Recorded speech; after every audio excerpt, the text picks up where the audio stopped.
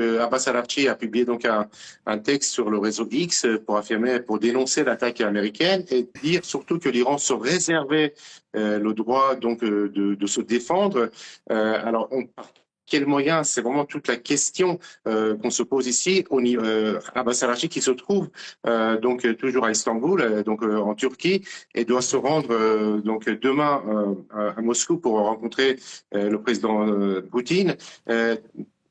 À Téhéran même, donc il n'y a pas encore de réaction de la part du gouvernement ou d'autres responsables ici présents donc en Iran. La question est de savoir si l'Iran va riposter ou pas. C'est toute la question. Hier, dans un entretien qui a été accordé à une télévision iranienne basée à l'étranger, l'ancien commandant de la force CENTCOM des États-Unis conseiller à l'actuel guide suprême iranien, de l'ayatollah Khamenei, de faire la même chose que son prédécesseur à la fin de la guerre Iran-Irak, en 1988, et de boire, à l'époque, c'est ce qu'on avait, c'est le terme qui avait été choisi, le calice amer ou le calice empoisonné, en acceptant la résolution 598 du Conseil de sécurité des Nations Unies et mettre fin à la guerre entre l'Iran et l'Irak dans des conditions assez difficiles pour l'Iran à l'époque.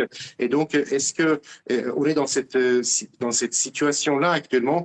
Est-ce que les autorités iraniennes, le guide suprême, vont accepter ce que leur demande le président Trump, c'est-à-dire la paix? Alors la paix, c'est un terme assez vague.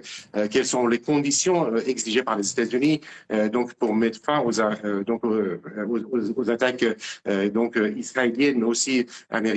Ça, on ne le sait pas, mais sans aucun doute, il y a l'arrêt de l'enrichissement d'uranium, une réduction des capacités balistiques de l'Iran. Les missiles iraniens ont une capacité de 2000 km actuellement, et donc très clairement, les États-Unis demandent, mais aussi les pays européens, Israël également, demandent que l'Iran réduise ses capacités balistiques également, et puis mettre fin à son soutien à tous les groupes dans la région, c'est-à-dire le Hezbollah, le Hamas, les Houthis au Yémen.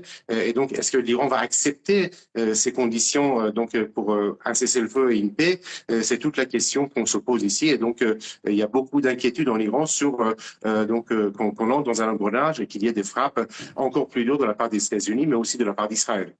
Siavosh, un mot également avec vous sur l'efficacité de ces frappes. Vous évoquiez un petit peu plus tôt lors de cette édition spéciale que le régime aurait très bien pu déplacer l'uranium enrichi qui était présent sur ces sites nucléaires pour le préserver, le mettre à l'abri.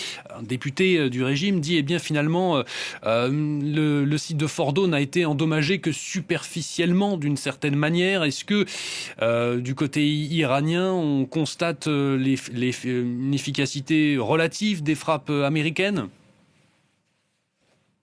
Pour l'instant, personne ne sait exactement ce qui s'est passé réellement, en particulier dans le site de Fordo, qui est enfui à plusieurs dizaines de mètres sous la montagne, 100 mètres, voire même plus, si on se réfère aux déclarations de Raphaël Grossi, qui a donc visité ces différents sites de Natanz et de Fordo. Alors, un député local peut dire que le site n'a pas été endommagé, mais il faut que les experts iraniens ou les experts de l'Agence internationale de l'énergie atomique se rendent sur place pour constater les dégâts qui ont été causés par les frappes américaines. Ce qui est certain, c'est que l'entrée des tunnels, en tout cas, de ces sites, aussi bien à Natanz qu'à Fordo, ne peuvent pas résister à une telle frappe américaine. C'est-à-dire quand il y a 6 bombes d'une telle capacité qui tombent dans un lieu très précis,